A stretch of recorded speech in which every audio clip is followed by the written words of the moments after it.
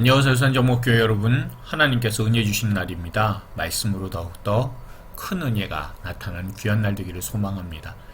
자, 우리가 사도행전을 계속해서 보고 있는데 전체적인 줄거리를 보고 있습니다. 그런데 이제 사도행전이 도대체 어느 지역에서 발생을 한 건지 우리가 이제 그 부분적인 지도를 봤잖아요. 그러니까 부분적인 지도를 보고 우리가 이게 잘 파악이 안 되는 경우들이 좀 있어요. 그래서 이제 세계 지도상에서 봤을 때 그럴 때 어느 지역인지를 우리가 확인 한번 해보고 가도록 하겠습니다. 자, 보시면 바로 이 지역입니다. 이 지역에서 일어난 일들이에요. 그게 우리가 어제 보았었던 사도행전 지도에서의 지역입니다. 그렇죠? 자, 이 지도에서 여러분들 좀 보시라고 제가 말씀드렸던 것 중에 하나가요, 지역하고 도시들이 있다라는 것을 말씀을 드렸습니다. 지역하고 도시가 있어요. 요거를 여러분께서 꼭 기억을 해 주시길 부탁을 드립니다. 그래서 대략적으로 중요한 건 유대 지역, 그리고 수리아 지역, 그리고 아시아, 마게도냐, 아가야, 이달리아, 뭐 이런 식으로 지역은 대략 여러분들 보시면 돼요. 그렇죠? 그리고 섬들이 있습니다. 구브로 있고 그레데 있고 멜리데 섬이 있습니다. 그리고 유대 지역 안에는 예루살렘과 요빠와 가이사랴, 물론 사마리아도 있고 다 그래요. 그런데 좀 많이 이 사도행전에서 등장하는 지역들이 대략적으로 이렇게 된다는 것을 보시고요. 그리고 수리아 같은 경우에는 다메섹하고 안디옥이 있다는 것 여러분 기억을 해주시길 부탁을 드립니다. 그리고 아시아 지역에는 에베소가 있고요. 그 위쪽으로 올라가서 드로아가 있다는 것을 여러분들 보시면 되고요. 그리고 바다 건너 에게해를 건너서 마게도니아 지역에 빌립보와 데살로니가와 베레아가 있다는 것을 여러분 기억해 주시면 좋겠습니다. 그리고 아가야 지역으로 내려오게 되면 거기에 아덴과 고린도가 있습니다. 지금 현재 그리스 지역이에요.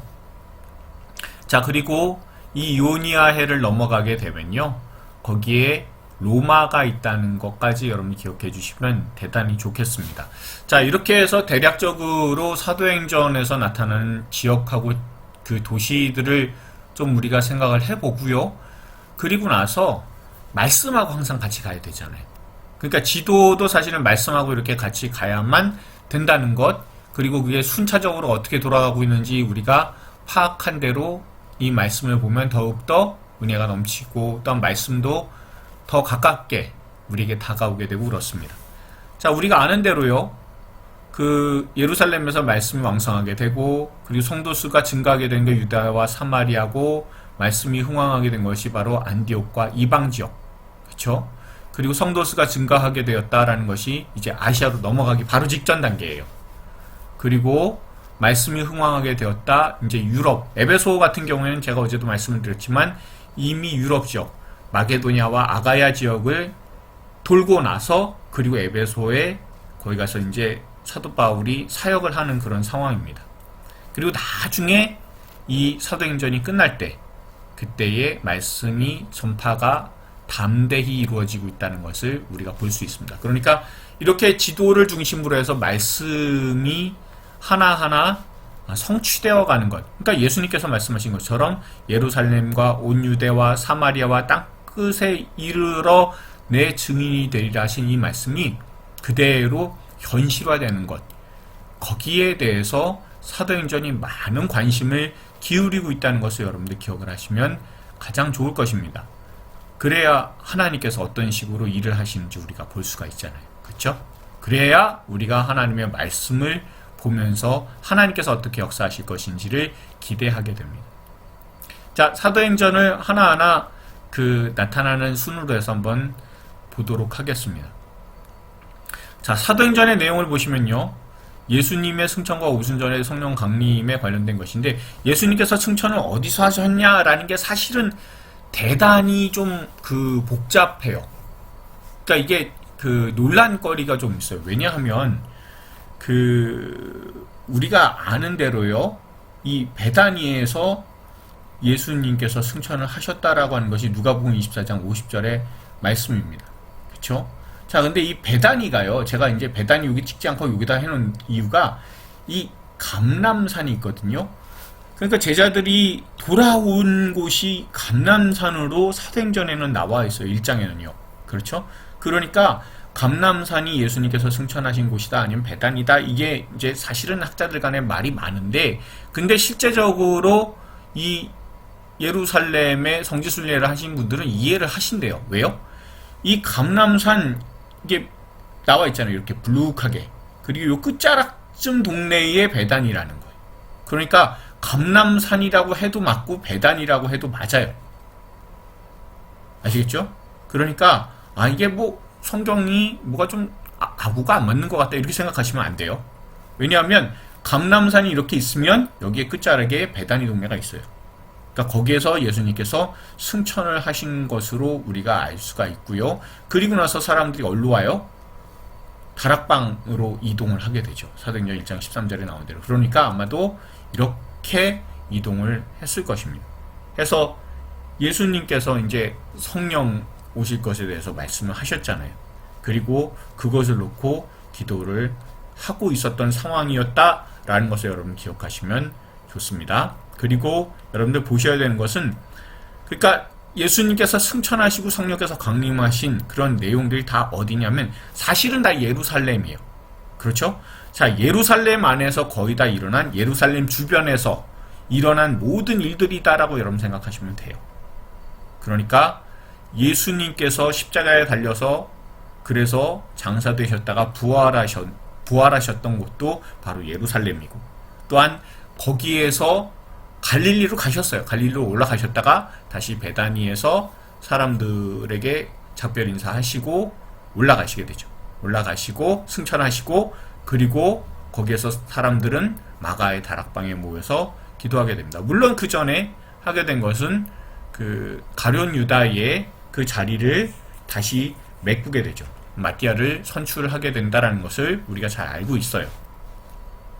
자, 이렇게 지도상으로, 그러니까 예수님의 그 마지막 열흘 보셨죠? 저번에 제가 한번 그 예수님의 마지막 주간에 대해서 말씀을 드릴 때 그때 나왔었던 그 사진이에요. 그렇죠? 그런 모든 것들이 다 이루어지고 있고요.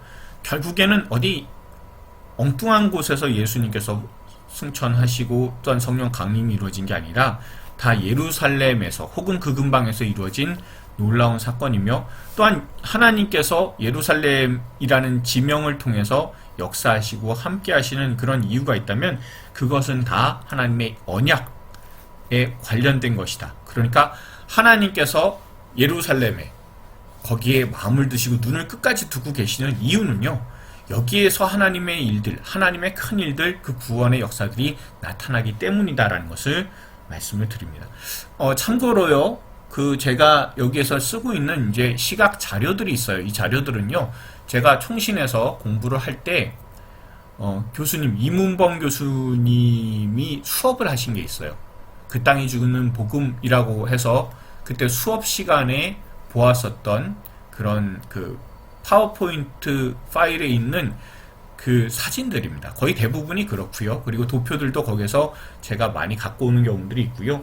또 간혹 그 이원희 목사님이 지은 그 성서 지도에서도 제가 이 자료들을 많이 사용을 합니다. 그러니까 여러분들께서 만약에 혹시라도 조금 더 이 사진이나 아니면 여기에 대한 더 깊이 있는 공부를 원하시고 자료를 원하신다면 여러분께서 이문범 교수님 거 혹은 이원희 목사님 거 자료를 구입을 하셔서 보시는 것도 굉장히 큰, 그러니까 성경을 읽어 나가는 데 있어서의 굉장히 큰 도움이 될 줄로 압니다.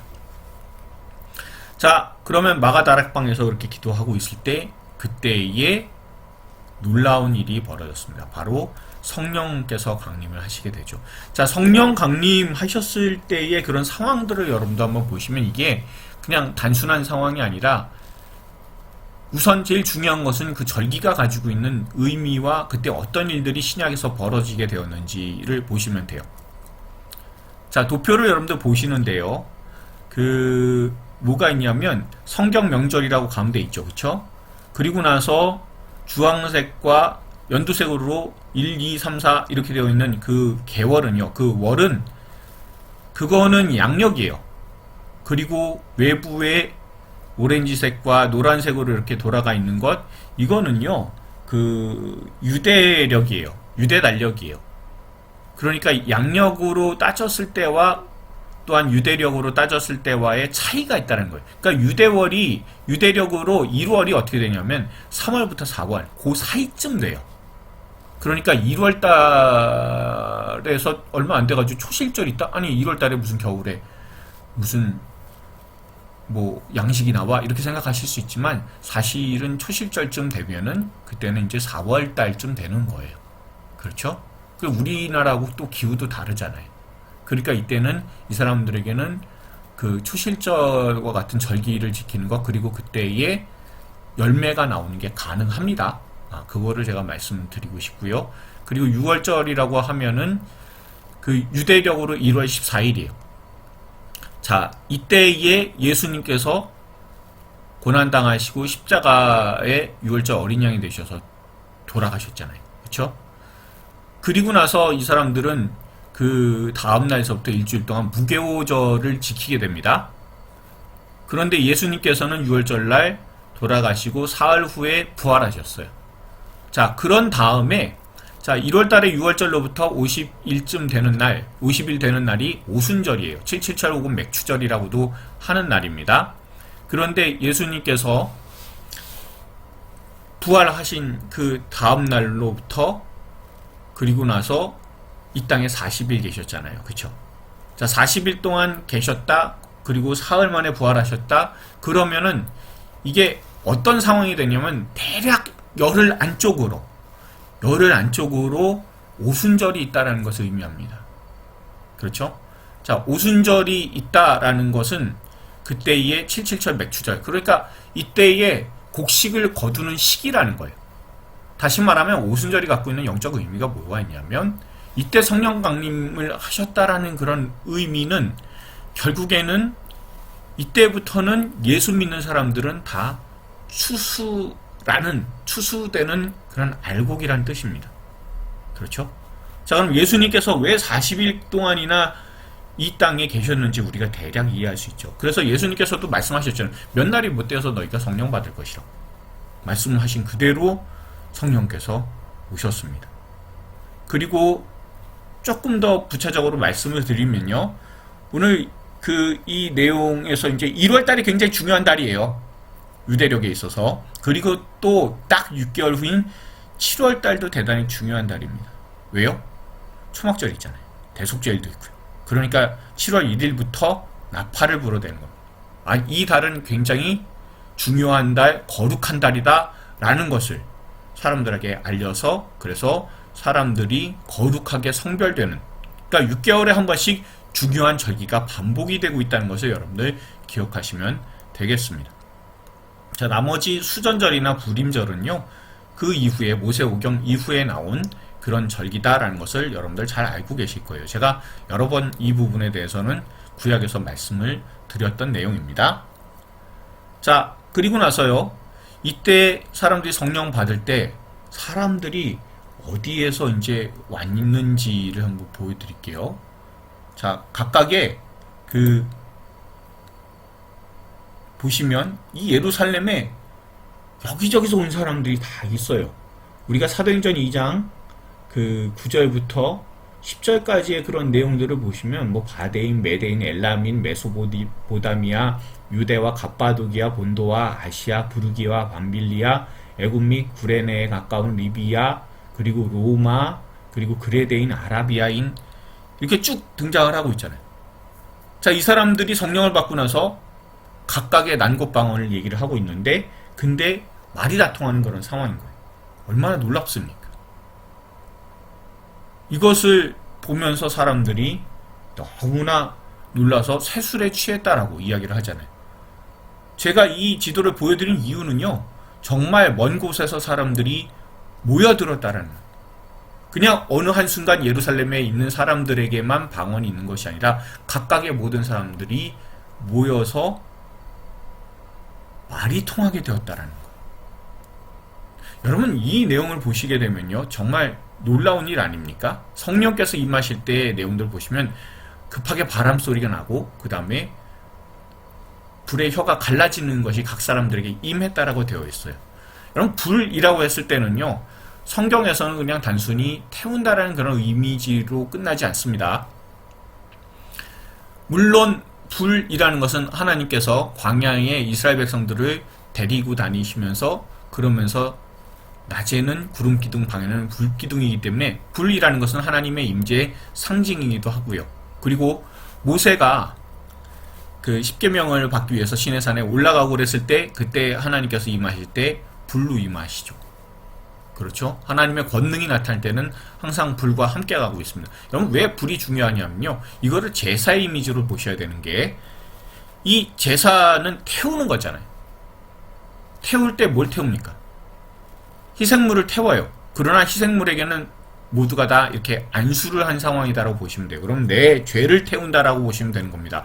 제물이 타는 것인데 사실은 각 사람에게 임했다. 그러면 성령께서 뭐를 하시는 거냐면 각 사람의 죄를 태우시는 겁니다. 여러분, 죄를 태우게 되면 무슨 뜻입니까? 여러분, 제물이라는 거는요, 그냥 단순히 하나님 앞에 바쳐지는 물건, 생명체 이렇게 생각하지 마시고 하나님 받으신다고 생각하셔야 되는 거예요. 그러니까 각 사람에게 성령이 임하신 것이 또한 그 불로서 나타나게 되는 이유는 내가 너를 받는다는 뜻이에요. 너는 이제 내 거다라는 거예요. 하나님께서 받으시는 백성이기 때문에 그래서 우리가 하나님 앞에 예배를 드리는 게 가능해요. 그리고 또한 이때가 오순절이잖아요. 하나님께서 이제 다 추수를 하시는 시대가 되었다라는 것과 동시에 우리에게 있어서의 저주가 사라졌다는, 무슨 저주요? 하나님과 사람 사이의 그 죄가, 그 사이를 내는 죄가 이렇게 사람들을 갈라놓게 만드는데 그것이 이제 봉합되었다라는 거. 그러니까 서로 말이 다 통하는 거예요. 옛날엔 말이 안 통해서 그래서 서로 다 갈라지고 하나님과도 멀어지는 그런 상황인데 이제 그 저주가 사라졌다라는 거예요. 하나님과 사람 사이에 저주가 사라지게 되는 사건이 바로 이 오순절 성령 강림입니다. 하나님께서 불로 우리의 죄를 태우시기 때문에, 그렇기 때문에 이 오순절 성령 강림이 우리에게 주는 이미지는 대단히 강한 것이고요. 또한 각 사람들이 각 처에서 모여들었다라는 것, 이제는 하나님 앞에 모이는 거예요. 이제 하나님 앞에서 흩어질 일이 성령 안에서 없다라는 거예요. 그것을 분명하게 알려주는 사건이 바로 성령께서 강림하실 때의 모습이고, 그것을 통해서 사람들이 난곳 방언으로 얘기를 하지만 모두 다 뜻이 통하게 되는 그런 사건이 일어난 것이 바로 오순절 성령 강림이다라는 것을 여러분들 꼭 기억하실 수 있기만을 바라겠습니다. 자, 그러고 나서 사람들이 다 모여서 서로 나누고 정말 사람들로부터, 주변에 있는 믿지 않는 사람들로부터 칭찬받는 그런 공동체가 되었습니다. 그러면 꼭 사단마귀는 이렇게 아름다운 공동체 그대로 두지 않죠. 그렇기 때문에 교회에는 환란이 시작이 됩니다. 그러나 그 모든 환란들을 극복을 해나갑니다. 맨 처음에는요, 박해로 등장을 하죠. 지속적으로 박해를 해요. 그 모습들이 등장을 할 때 그때 어떻게 극복합니까? 담대히 예수 그리스도를 선포함으로 말미암아 극복을 하기 시작합니다.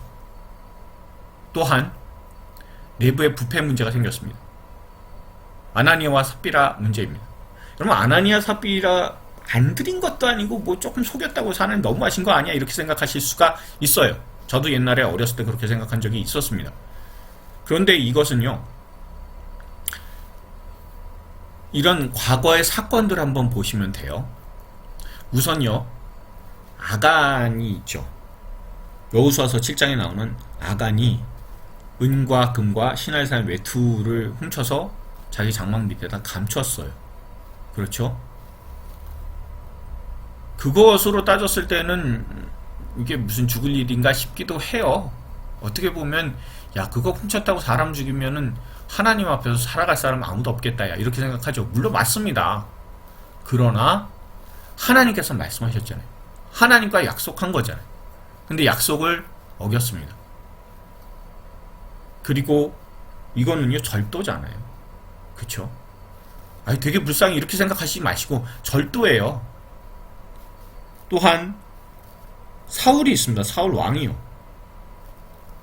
하나님께서 모든 것들을 다 칼날로 진멸하고 다쳐라라고 말씀을 하셨는데 사울은 어떡하죠? 질 낮은 것은 다 죽이고 그리고 자기가 쓰고 자기가 좋아 보이고 뭐 이런 것들은 다 챙겨놔요. 그러자 사무엘로부터 하나님의 말씀이 임하게 되잖아요. 너 이제 끝이야 라고. 나중에 뒤에 가서 후회해도 아무 소용이 없습니다. 결국에는 그런 사울의 편취 문제도 있어요. 그랬을 때 결국엔 죽음으로 귀결되는 것을 볼 수가 있습니다. 여러분, 아나니아 삽비라도 사실은 사기예요, 사기.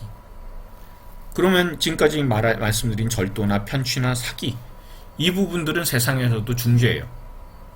그런데 거룩한 공동체인 교회에서는 어떻게 해야 되겠습니까? 그럴 때는요, 하나님께서 이 거룩성을 보존하시기 위해 모든 것들을 하나님 뜻으로 처리하시게 되는 겁니다. 그것을 우리가 볼 수 있는 사건이 바로 아나니아와 삽비라의 사건입니다. 자, 이렇게 해서 지속적인 외부 박해하고 내부의 부패 문제를 해결해서 잘 되는가 싶었는데 문제가 또 하나 터집니다. 그게 바로 내부의 균열 문제입니다. 내부의 균열 무엇입니까? 히브리파와 헬라파 과부로 인해서 문제가 생기게 되잖아요. 그렇죠? 자, 이것을 통해서 이거는 어떤 죄의 문제가 아니에요. 죄의 문제가 아닌 상황이기 때문에 이거 행정적인 내용으로서 정비를 함으로써 7 집사를 선출을 하게 됩니다. 그러면서 교회는 날로 더욱더 부흥하고 성장해요. 왜요? 이제 균열 문제까지도 해결을 했잖아요. 박해는 담대함으로 물리치고, 그리고 부패의 문제는 깨끗하게 정결하게 함으로 말미암아 교회가 문제가 없도록 되었고, 또한 내부의 균열 문제도 그 안에서 행정적인 문제를 잘 해결함으로 말미암아 7 집사를 선출해서 해결함으로 말미암아 그래서 교회는 점점 더 든든히 세워져 가고 있는 그런 상황이었습니다. 우리가 볼 수 있는 것이 바로 6장 7절에서도 말씀을 하고 있잖아요. 하나님의 말씀이 점점 더 흥왕케 되었다라는 것. 그 흥왕케 되어서 이런 모든 문제와 환란을 극복했다라는 거예요. 자, 그러면 교회가 더욱더 발전을 하고 그리고 번성해야 되는데, 근데 이것을 그대로 두지 않습니다. 바로 무서운 사건이 일어나죠. 그게 바로 스데반의 순교의 사건입니다. 그리고 그것으로 말미암아 큰 박해가 예루살렘에 일어나게 돼요. 자, 이렇게 큰 박해가 일어나게 되면 사실 따지게 되면은 교회는 어려움에 처해서 이제 생긴 지 얼마 안 됐잖아요. 그러면 이제 모든 게 다 꺾여야 되는데 그렇지 않게 되었다라는 것을 우리가 알려주는 것이 바로 그 뒤에 나오는 이제 본격적으로 예루살렘 안에서뿐만이 아니라 외부에 나가서 선교하는 그런 모습으로서 나타나게 됩니다. 자, 제자들의 선교 여행에서요, 우리가 봐야 되는 두 사람이 있습니다. 일단은 빌립 집사가 있고요, 그리고 베드로 사도가 있습니다. 우선 빌립 집사부터 볼게요. 자, 예루살렘에서 큰 박해가 일어났습니다. 예루살렘 어디죠? 바로 여기입니다. 예루살렘에서 큰 박해가 났음을 우리가 말씀에서 볼 수 있어요. 예루살렘에서 큰 박해가 일어났다라는 것. 그러니까 사람들이 여기저기 흩어졌습니다. 흩어진 가운데에 빌립 같은 사람이 있어요. 여러분, 빌립을 보시면요, 정통 유대인이 아니잖아요. 이름부터 이렇게 좀 느껴지지 않습니까? 헬라파 과부들이 자기들이 차별을 받고 있다라고 했을 때 그때 세운 사람들의 면면을 보면 스데반, 빌립 뭐 그렇잖아요. 자, 이름들을 하나하나 보시면요, 유대 이름 아니에요. 그러니까 이제 헬라파 쪽에 있는 그런 사람들일 가능성이 높습니다. 그러니까 어떻게 보면은 유대인인데 이방인 기질이 있는 거예요. 빌립도 마찬가지입니다. 빌립도 여기에서 머물지 않고 피했는데, 그런데 사마리아로 들어간 거예요. 자, 사마리아로 들어갔는데, 근데 자신이 예루살렘 교회의 초대 집사잖아요. 그리고 그 가운데 복음을 전하는 것이 늘 생활에 된 사람이에요. 그러니까 사마리아에 가서 거기에서 복음을 전합니다. 그러면 그곳에 가서 복음을 전할 때 하나님의 뜻이면 하나님의 역사가 드러나게 되었어요. 귀신이 쫓겨나가고요, 또한 치유의 기적들이 일어납니다. 그것을 본 마술사 시몬이 들러붙습니다. 어떻게 하면 저런 놀라운 일들을 내가 행할 수 있을까라고 생각을 하게 됩니다. 자, 그런 가운데서도 이 사마리아에서의 내용들이 정리가 되고 큰 성공을 거두게 되었어요. 거기서도 복음이 많이 전해져서 사마리아 성 자체에 기쁨이 넘쳤다라고 말씀은 전하고 있어요. 자, 그랬는데 하나님께서 가사로 내려가라고 말씀을 하세요. 여러분, 사마리아에 그대로 남아있다라고 한번 생각을 해보십시오. 그러면 누구보다도 가장 큰 공로를 가진 사람이 빌립이잖아요. 그러면 나는 여기 있는 게 좋사오니 라고 할 수 있어요. 그렇지만 하나님께서 그 성공한 어떤 그런 지역에서 떠나라 말씀하세요.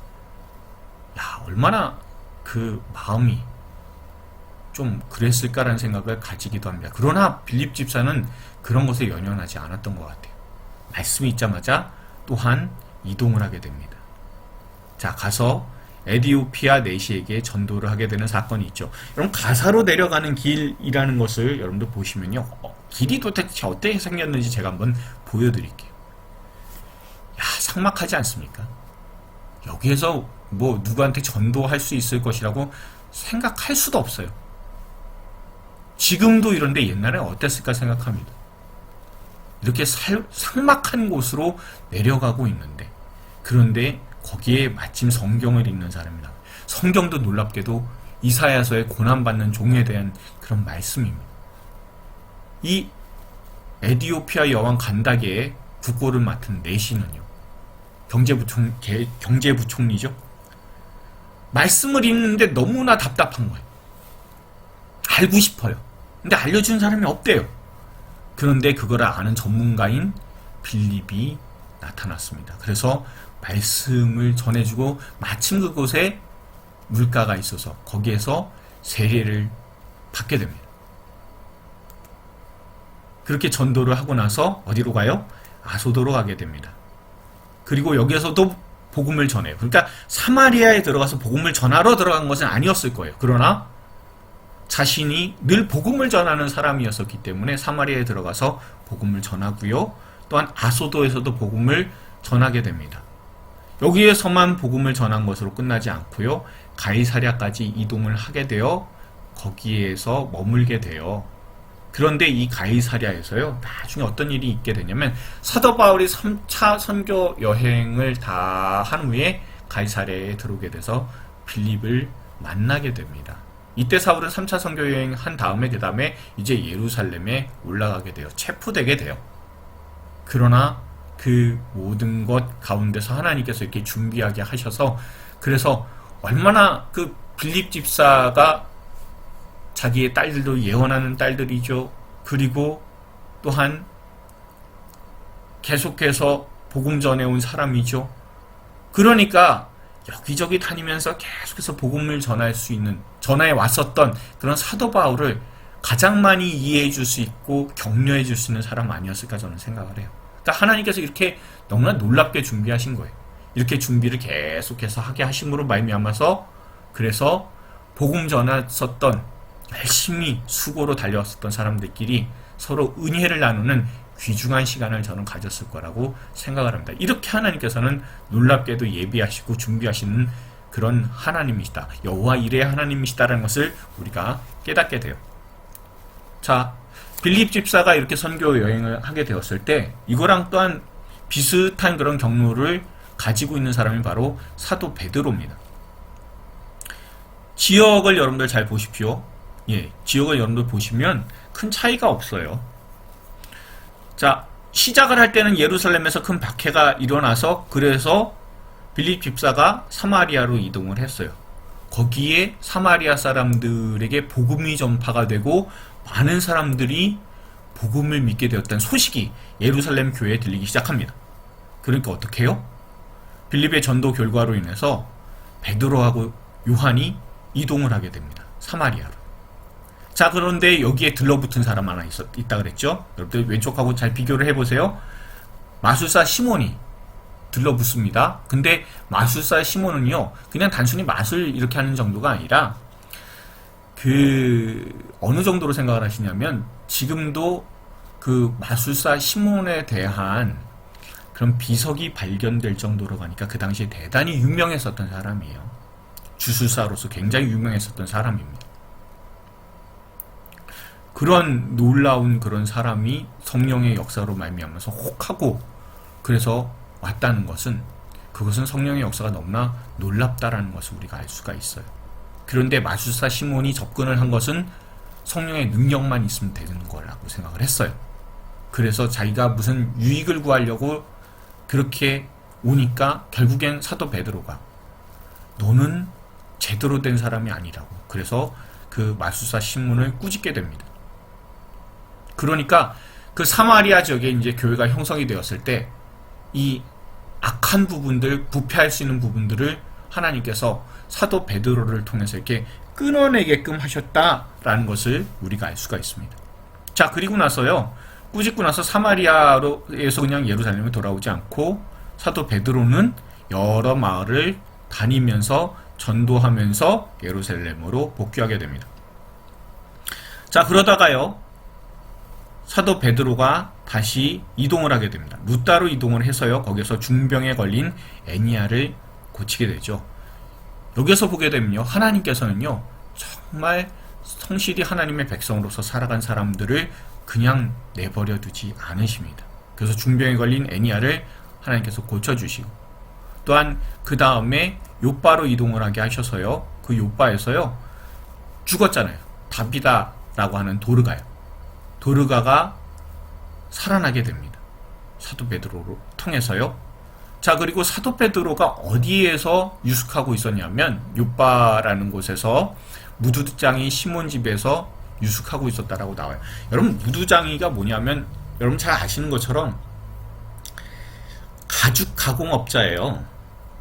가죽 가공업자라고 하면 우리는 뭐 기술자 아니야. 물론 지금은 기술자예요. 근데 옛날에 유대 민족들이 봤을 때는 어느 정도로 취급을 했냐면 망나니로 취급했다라고 보시면 돼요. 왜냐하면 동물의 죽은 사체를 담당을 하고 가공을 하는 사람이니까 굉장히 천한 직업이에요. 근데 거기에 베드로가 유숙해요. 그러면 여러분 한번 생각해 보십시오. 원래 정통 유대인이면 무두장이 집에 들어가면 안 돼요. 그런데 여기에 들어가게 됐어요. 들어가게 됨으로 말미암아 거기서 유숙하면서 자신이 기존에 갖고 있었던 유대인들의 습관, 관습들의 어떤 그런 그 고정관념들이 많이 사라졌을 거예요. 그쵸? 자, 사라져 있는 그런 상황인데 그때의 환상을 보게 됩니다. 환상이 뭐예요? 예, 여러분 잘 아시는 것처럼 도저히 먹을 수 없는 것들을 잡아 먹으라고 그렇게 하나님께서 3번이나 말씀을 하시는데도 베드로는 거부절을 하잖아요. 저는 그렇게 속된 거 못해요. 제가 어떻게 그런 거래요? 라고 거절을 하는데 하나님께서는 잡아 먹으라라고 말씀하세요. 그런데 도대체 이게 무슨 뜻인지 모르겠어요. 그런데 가이사랴로부터 고넬료의 집에서 사람이 찾아옵니다. 그리고 베드로는 가이사랴로 이동을 하게 되죠. 자, 가이사랴라는 곳이 어떤 곳인지 제가 한번 보여드리도록 할게요. 예, 지금 현재의 모습이에요. 이렇게 보시면은 뭐 항구입니다. 그렇죠? 우리나라하고는 좀 많이 달라서요. 이쪽에 지중해를 끼고 있는 그 이스라엘 같은 경우에는 자연적인 항구가 발달을 거의 하지 못했대요. 그래서 항구라고 하면 바다랑 이렇게 끼고 있으면서도, 지중해라는 좋은 바다를 끼고 있으면서도 항구 자체가 잘 발달하지는 못했어요. 그래서 항구를 손에 꼽을 수 있어요. 그러니까 요바나 가이사랴 이쪽 지역이 그 유대인들에게 있어서의 그 항구였고, 그리고 또 항구를 치면 이제 조금 더 올라가면 시돈하고 두로가 있어요. 이쪽이 아마 항구가 옛날에는 훨씬 더 컸던 것 같아요. 그러니까 이쪽은 그 해안 도시라고 할 수 있는 곳이지만 가이사랴 요바는 그거보다는 상대적으로 작았던 것 같습니다. 그런데 여러분, 요바에서 머물고 있었잖아요. 이 바닷가의 광경을 매일같이 보고 그리고 익숙해졌을 거예요. 이 익숙해진다는 게 어떤 의미였을까라는 걸 생각을 해봅니다. 이 바닷가에 있으면서 자신이 갈릴리 해변에서 물고기를 잡던 사람이에요. 그렇죠? 그러니까 이런 바닷가가 익숙해요. 근데 가이사랴로 이동을 하게 되면 그 익숙한 가운데서 하나님께서 아마도 이 무두장이 시몬의 집에서 머물도록 하시면서 고정관념을 깨시기도 했지만, 그렇지만 이방인들을 친숙하게 대할 수 있도록 요바에서 머물면서 바닷가의 그런 정취를 느끼면서, 그러면서 다시 한번 너를 사람 낚는 어부로 만들겠다라고 약속해 주신 예수님의 그 놀라운 비전도 생각하게 됐을 것 같아요. 그러니까 여러모로 익숙하고 사명도 생각나고 그러는데 가이사랴에 있는 고넬료의 집에서 사람이 온 거죠. 이방인입니다. 그 이방인의 집에 갔습니다. 가서 거기에서 초청이 되어서 설교를 하고 거기에 있는 많은 사람들, 이방인들이 성령을 체험하게 되는 것을 보게 됩니다. 그렇죠? 그리고 나서 이제 예루살렘으로 이동하고 교회에 보고를 하게 되죠. 그래서 이방인들도 하나님께서 성령을 주시더라. 그러니까 이제 사람들, 여기에 있는 사람들은 골수 유대인들이잖아요. 예수 믿는 사람들이긴 하지만 그 유대인이 갖고 있는 폐쇄성, 그리고 우리 민족만 살아야 돼, 어떤 그런 것들에서 많이 벗어나지 못한 사람들이에요. 그런데 이방인에게도 복음이 전해졌다라는 것을 하나님께서 알려주시고, 또한 성령을 통해서 성령 하나님이 임하시게 됐다. 이방인에게 임하게 되는 것은 사람들이 상상할 수 없는 일인데 이루어졌어요. 그러니까 하나님께서 이방인도 받으시게 됐다라는 것을 깨닫게 돼요. 그리고 나서 나중에 사도 바울이 전도 여행을 갔다 오면서 예루살렘에 회의가 일어나게 됩니다. 그랬을 때 이방인들에게 하나님께서 은혜를 베풀어 주시고 백성 삼으신다는 것을 알고 이제 이방인들이 교회 안으로 들어오게 돼요. 여러분, 가이사랴는요, 그래도 유대 땅이잖아요. 유대 땅에 있는 이방인도 받아들이지만 이방 땅에 있는 이방인도 받아들이게 됐다는 건 놀라운 사건입니다. 그리고 그 예루살렘 회의를 주재한 사람이 바로 그 중심 인물 중에 하나가 바로 베드로였다는 걸 보면 얼마나 하나님께서 놀랍게 이 톱니바퀴가 하나하나 맞아 떨어지듯 그렇게 아구를 맞춰서 역사를 하고 계시는지, 그 섬세한 손길을 우리가 이 사도행전을 통해서 분명히 알 수가 있습니다.